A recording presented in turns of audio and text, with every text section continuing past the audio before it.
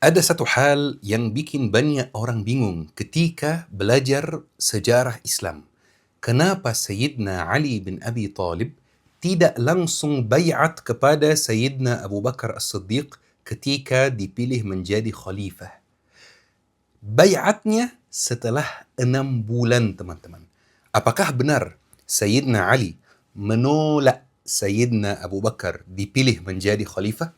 Ya syabab, ceritanya mulai dari satu peristiwa yang mengguncangkan umat Islam bahkan sampai hari ini, yaitu meninggalnya Nabi Muhammad SAW. Semua sahabat syok, teman-teman. Semuanya syok. Bahkan Umar bin Khattab awalnya tidak percaya, bahkan tidak setuju dan mengancam orang-orang yang mengatakan bahwa Nabi Muhammad sudah meninggal dunia. Umar bin Khattab pas mendengar kabar tersebut, dia langsung mengatakan, demi Allah Rasulullah tidak wafat. Demi Allah tidak pernah terlintas dalam pikiranku selain itu. Allah pasti akan membangkitkannya lagi, lalu beliau akan memotong tangan dan kaki orang-orang yang menganggap bahwa Rasulullah telah wafat. Yang paling bisa mengendalikan emosionalnya waktu itu adalah Sayyidina Abu Bakar As-Siddiq. Jadi Sayyidina Abu Bakar memastikan, benar gak Rasulullah sudah meninggal dunia? Setelah beliau tahu bahwa kabar ini sudah terkonfirmasi, beliau keluar, kemudian berkhutbah di depan penduduk Madinah dan menyampaikan, barang siapa yang menyembah Muhammad, maka sesungguhnya Muhammad telah wafat.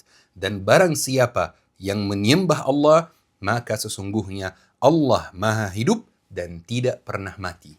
Bayangkan teman-teman, biar seru belajar sejarah itu kita harus membayangkan seperti apa perasaannya, kondisinya, dan lain-lain. Bayangkan, semua sahabat lagi sedih, semuanya lagi syok. Tetapi semua sahabat juga ada satu pertanyaan yang bikin otak mereka sibuk. Siapa yang akan memimpin umat Islam setelah Nabi Muhammad? Siapa khalifahnya, teman-teman? Teman-teman, antum mau baca Al-Quran dan memahami artinya dan mau lancar berbahasa Arab? Hubungi Syabab Belajar Akademi, teman-teman. Sangat cocok buat orang yang aktivitasnya padat, buat orang yang pengen belajar dari nol. Soal pemimpin itu bukan persoalan biasa. Kalau pemimpin tidak segera dipilih, urusan agama dan urusan negara akan lenyap, akan hilang. Tapi sayangnya teman-teman, memilih pemimpin tidak pernah menjadi urusan yang sederhana. Tidak sesederhana itu. Biar antum bisa membayangkan kondisinya dengan baik, waktu itu teman-teman ada 3 kelompok besar umat Islam.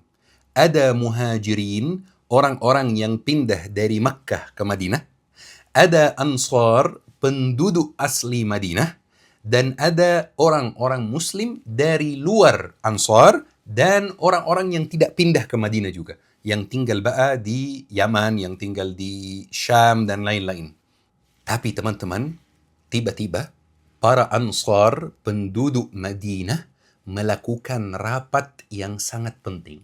Rapat yang kata ana merubah sejarah Islam sampai detik ini. Rapat ini namanya Rapat Saqifat Bani Sa'idah. Saqifat Bani Sa'idah itu sebuah tempat berkumpul, tempat nongkrong gitu, yang milik keluarga Bani Sa'idah. Saqifah itu artinya tempat yang beratap. Para ansar berkumpul diam-diam di Saqifat Bani Sa'idah dan tidak melibatkan muhajirin atau melibatkan yang lain. Tidak melibatkan Umar, Abu Bakar, Utsman, Ali, dan lain-lain. Taib, pertanyaannya teman-teman, kenapa mereka berkumpul di Saqifat Bani Sa'idah? Jawabannya, untuk memilih pemimpin umat Islam dari kalangan Ansar. Jadi tujuannya bukan memilih pemimpin secara tetapi memilih pemimpin dari kalangan Ansar. Mereka ingin khalifahnya dari Ansar. Taib, pertanyaannya, kenapa mereka tidak mengajak muhajirin? Karena Ansar berpendapat bahwa mereka yang menolong umat Islam, ibu kota umat Islam di tanah air mereka, di tempatnya mereka, maka mereka yang berhak menjadi khalifah. Dan kejutannya teman-teman, mereka sudah pilih khalifahnya, yaitu Sa'ad bin Ubadah. Jadi mereka sudah berkumpul, sudah diskusi, sudah mencalonkan orang, sudah pilih orang tersebut yaitu Sa'ad bin Ubadah. Semua itu muhajirin tidak dilibatkan sama sekali. Yang lain masih dekat rumah Rasulullah dan Masjid Nabawi mengurus jenazah Rasulullah SAW. Teman-teman, rapat tersebut dilakukan secara diam-diam. Tapi kabar rapatnya sudah bocor dan sudah sampai kepada Umar bin Khattab. Maka Umar bin Khattab langsung pergi kepada Abu Bakar As-Siddiq. Kasih tahu dia, wahai Abu Bakar, kalau kita tidak bergerak sekarang, mungkin itu bisa menjadi perang saudara. Karena bakal terjadi perbedaan pendapat. Itu sangat bahaya. Maka teman-teman, Umar bin Khattab, Abu Bakar As-Siddiq, jalan cepat, hampir lari teman-teman ke Saqifat Bani Sa'idah. Yang tempatnya tidak jauh dari Masjid Nabawi. Mereka pergi untuk ngasih tahu Ansar. Itu tidak boleh. Harus melibatkan muhajirin juga. Karena ini dua komponen utama umat Islam. Di jalan teman-teman pas mereka menuju Saqifat Bani Sa'idah, mereka ketemu satu sahabat namanya Abu Ubaidah bin Al-Jarrah. Dan dia termasuk muhajirin juga. Jadi mereka bertiga, Umar, Abu Bakar, Abu Ubaidah, pergi ke Saqifah. Ketika mereka masuk Saqifah, semua orang Ansar kaget teman-teman. Kenapa kaget? Kok Umar, Abu Bakar, Abu Ubaidah tahu kalau kami lagi berkumpul di sini? Tahu dari mana? Kok bisa? Dan teman-teman, mereka mulai diskusi. Ansar menjelaskan kepada tiga orang muhajirin ini, kenapa Ansar harus menjadi khalifah? Kenapa khalifah baru itu harus menjadi dari kaum Ansar? Mereka menjelaskan keutamaan Ansar dalam Islam dan hadis-hadis yang Rasulullah sampaikan tentang Ansar. Kemudian mereka selesai, giliran Abu Bakar. Abu Bakar menjelaskan kenapa khalifah yang baru itu harus dari kaum muhajirin. Supaya suku-suku Arab itu tunduk kepadanya. Suku-suku Arab itu taunya Quraisy, tunduk kepada Quraisy, bukan kepada Ansar. Tetapi teman-teman, hujjah dan alasan yang diberikan oleh Abu Bakar itu lebih kuat. Sampai orang Ansar sendiri mulai berubah pikiran dan tidak jadi untuk bayat kepada Sa'ad bin Ubadah dan mereka setuju khalifah harus dari muhajirin. Perhatikan teman-teman, sampai detik ini yang dibahas adalah konsepnya, aturannya. Khalifah dari Ansar atau dari muhajirin, mereka belum mencalonkan siapa khalifah tersebut yang dari muhajirin. Tapi alhamdulillah, sudah mereka sepakati konsepnya. Khalifah harus dari muhajirin, harus dari Quraisy.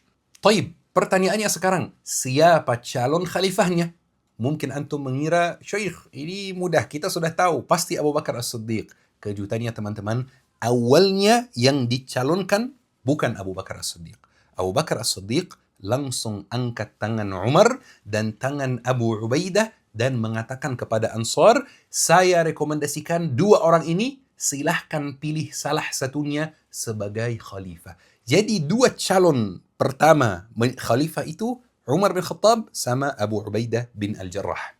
Tetapi teman-teman, Umar bin Khattab langsung lepas tangan. Kan Abu Bakar As-Siddiq angkat tangannya, Umar bin Khattab langsung lepas tangan dan mengatakan, saya nggak boleh dipilih menjadi khalifah. Sementara di antara kita ada orang yang lebih baik dari saya, yaitu Abu Bakar As-Siddiq. Kemudian dia mengajak semua orang Ansar, silahkan bayat kepada Abu Bakar As-Siddiq. Dan teman-teman, orang Ansar hampir semuanya, tidak semuanya, hampir semuanya bayat kepada Abu Bakar As-Siddiq dengan senang hati. Teman-teman, di sini ada dua pertanyaan kepada teman-teman yang suka berpikir kritis. Dua pertanyaan yang sangat penting. Yang pertama, gimana keadaan umat Islam yang lain? Muhajirin kan yang masih ada di dekat rumah Rasulullah tidak tahu apa-apa tentang pertemuan tersebut. Pertanyaan yang kedua, apa hubungannya dengan Ali bin Abi Thalib yang tidak bayat kepada Abu Bakar As-Siddiq? Taib, teman-teman, Ana mau mengajak antum membayangkan kondisinya dulu. Yang pertama, Rasulullah baru meninggal dunia. Yang kedua, jenazah Rasulullah belum dikuburkan. Kenapa belum dikuburkan? Masih disolatkan. Yang ketiga, muhajirin tidak hadir di dalam rapat Saqifah. Yang keempat, keluarga Rasulullah yaitu Bani Hashim full tidak hadir. Termasuk Ali bin Abi Thalib dan yang lain-lain.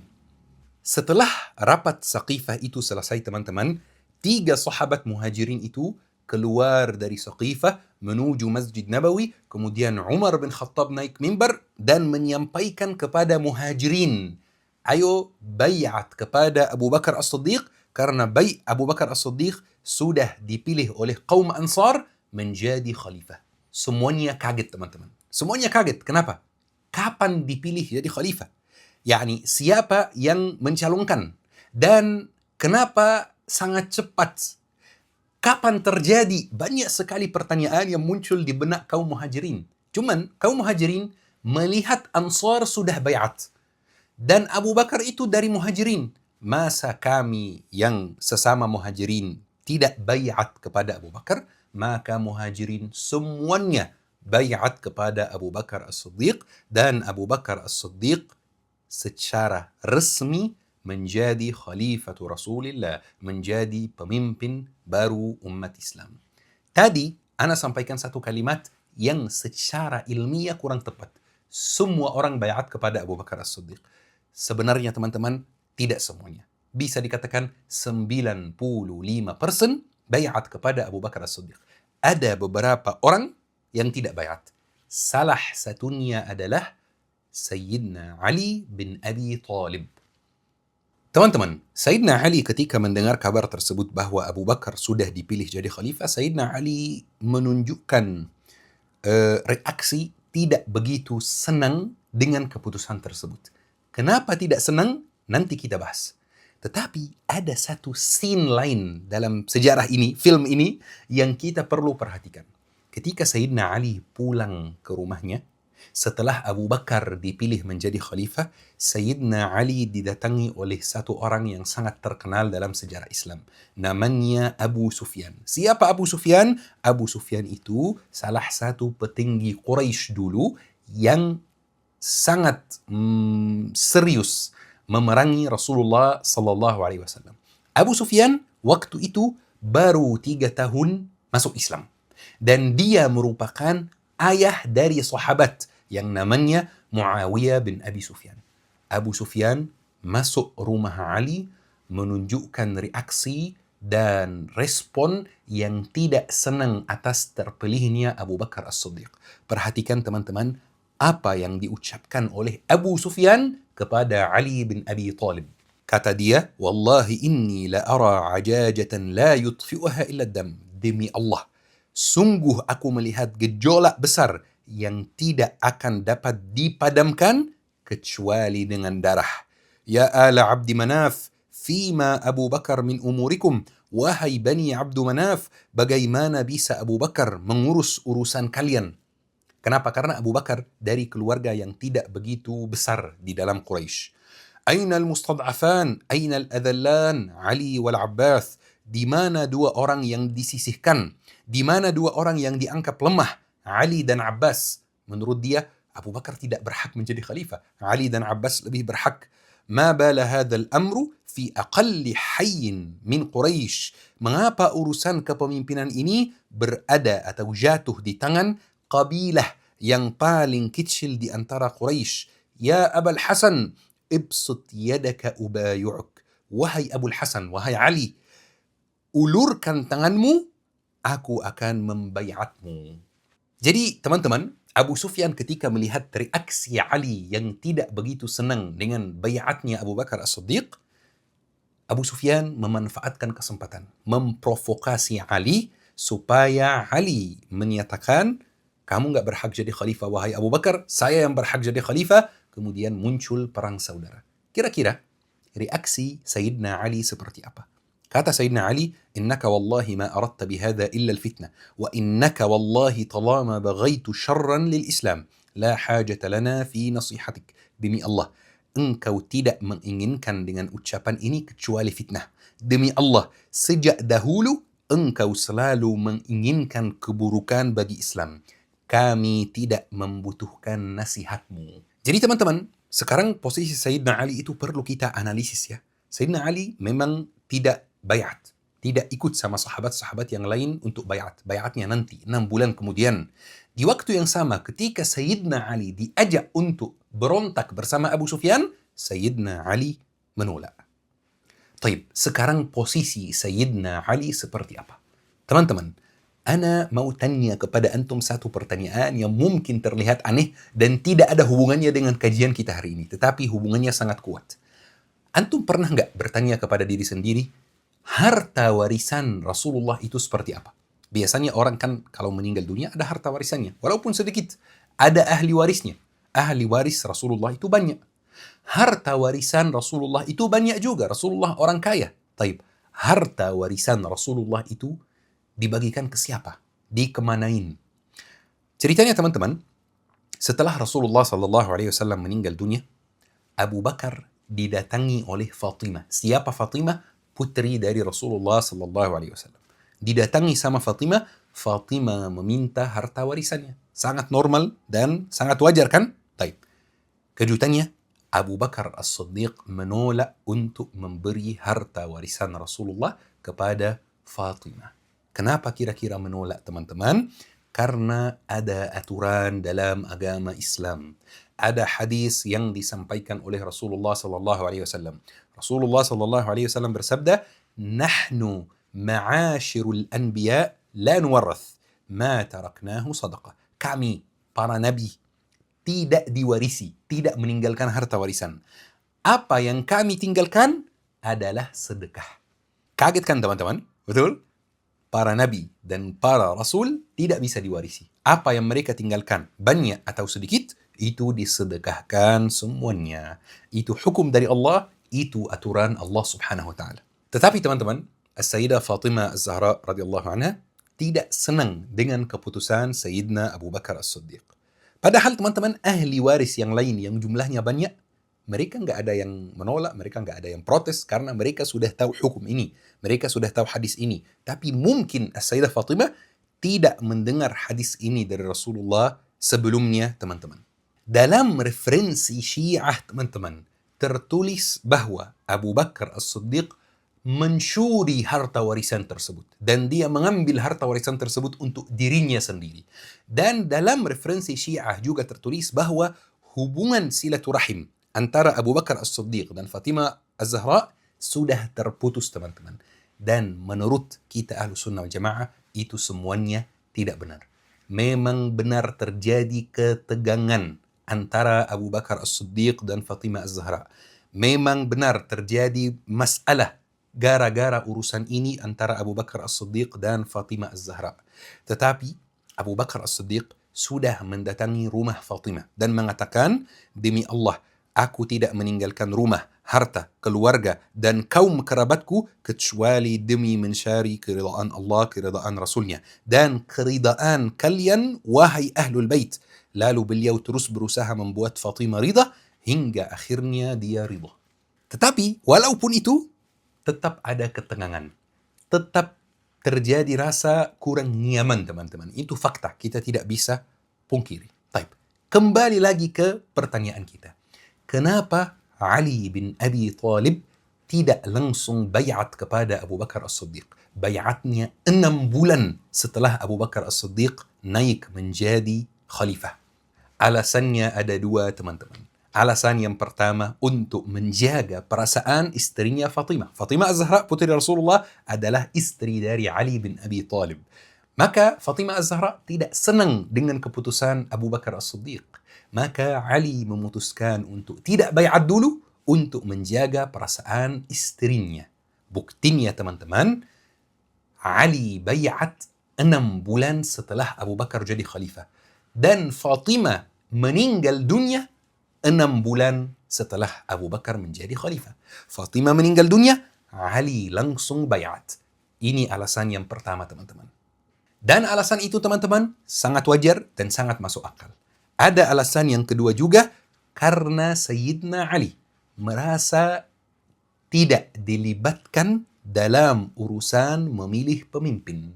Tidak dilibatkan dalam urusan Saqifah, dalam rapat Saqifah. Sayyidina Ali berpendapat, saya juga berhak menentukan siapa khalifahnya. Saya harus dilibatkan dalam diskusi. Saya harus dilibatkan dalam musyawarah. Dan ini juga alasan yang sangat wajar dan sangat masuk akal.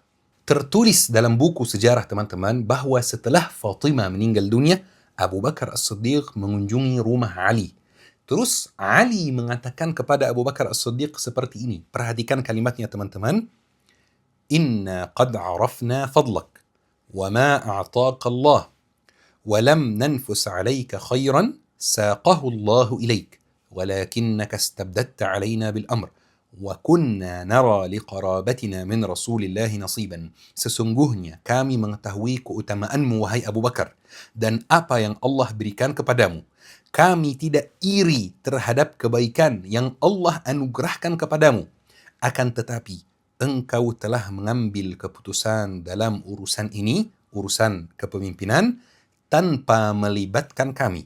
Padahal kami memandang bahwa karena kedekatan kami dengan Rasulullah, kami memiliki hak dalam urusan ini. Memiliki hak untuk memilih pemimpin. Memiliki hak untuk dilibatkan dalam diskusi. Dan maksudnya juga teman-teman, memiliki hak untuk menentukan fatwa harta warisan tidak boleh dibagikan. Ya, jadi bisa memberi dua makna ini teman-teman. Taib. Abu Bakar As-Siddiq jawab apa? Abu Bakar As-Siddiq menjawab seperti ini. Walladhi nafsi biyadihi laqarabatu Rasulillahi sallallahu alaihi wasallam ahabbu ilayya an asil min qarabati. وأما الذي شجر بيني وبينكم من هذه الأموال فإني لم آل فيه عن الحق ولم أترك أمرا رأيت رسول الله يصنعه إلا صنعته. Demi zat yang jiwaku berada di tangannya, sungguh menyambung hubungan silaturahim dengan keluarga Rasulullah lebih aku cintai daripada menyambung hubungan dengan keluargaku sendiri. Ini kata Abu Bakar teman-teman. Buat orang yang sekarang bilang Ahlul Bait tidak ada keutamaannya dan biasa aja dan lain-lain. Perhatikan ini kalimat Abu Bakar sendiri. Baik, lanjut. Adapun mengenai persoalan harta yang terjadi antara aku dan kalian, maka aku tidak menyimpang dari kebenaran dalam masalah itu. Aku tidak meninggalkan satu pun perkara yang pernah aku lihat Rasulullah lakukan, kecuali aku juga melakukannya. Kemudian teman-teman, setelah mereka sepakat, mereka pergi ke Masjid Nabawi bersama, salat zuhur berjamaah. Setelah salat zuhur, Ali secara resmi bayat kepada Abu Bakar As-Siddiq di depan semua orang. Teman-teman, coba kita bertanya satu pertanyaan. Siapa yang salah dan siapa yang benar di dalam perkara ini? Kalau boleh, aku kasih jawaban. Dua-duanya benar, teman-teman. Kalau kita lihat pandangan Abu Bakar As-Siddiq dalam soal Saqifat Bani Sa'idah, itu masuk akal. Lihat Ansar berkumpul sendiri, kabarnya bocor, mereka harus terburu-buru pergi ke sana, dan terlanjur harus mencalonkan nama. Dan dalam soal harta, itu perbedaan fiqih teman-teman. Menurut Abu Bakar As-Siddiq, sesuai hadis yang beliau dengar, harta warisan para nabi dan para rasul tidak dibagikan. Taib. Coba kita lihat sudut pandang Ali bin Abi Thalib dan As-Sayyidah Fatimah. Benar juga teman-teman, Ali bin Abi Thalib bukan orang biasa dalam masyarakat muslim waktu itu. Dan memang harus dilibatkan dalam urusan memilih pemimpin. Makanya wajar sedih, wajar tidak senang dengan keputusan tersebut. Dan dalam soal harta, kita tidak tahu pandangan fiqihnya seperti apa. Tidak dijelaskan dalam sejarah. Tapi pasti, karena dia menolak dan Fatimah menolak, pasti punya pandangan tertentu. Pasti punya pendapat fiqih tertentu yang kita tidak ketahui. Teman-teman, selama 6 bulan, Ali tidak bayat kepada Abu Bakar. Ali tetap salat 5 waktu di belakang Abu Bakar. Jadi teman-teman, ini bukan permusuhan. Ana mau kasih satu kejutan kepada teman-teman Syiah yang mengatakan bahwa ada permusuhan antara Sayyidina Ali, Sayyidina Abu Bakar, dan lain-lain. Tahu nggak teman-teman? Sayyidina Ali mempunyai 3 anak laki-laki. Punya banyak, tapi salah satunya ada 3 yang namanya Utsman, Abu Bakar, dan Umar. Bayangkan teman-teman, saking cintanya Sayyidina Ali dengan Abu Bakar dan Umar dan Utsman, memberi anak laki-lakinya 3 nama tersebut. Abu Bakar, Utsman, dan Umar. Syabab yang dirahmati oleh Allah subhanahu wa ta'ala, belajar sejarah itu harus adil teman-teman. Tamam? Ayo kita akhiri kajian hari ini dengan doa kafaratul majlis. Subhanakallah wa bihamdik, asyhadu an la ilaha illa anta, astaghfiruka wa atubu ilaik. Syukran. Wassalamualaikum warahmatullahi wabarakatuh. لا يحصي لساني ثناء عليك فكل صلاحي منك وإليك عظيم العطايا مبسوط يديك تنفق كيف شئت والشر ليس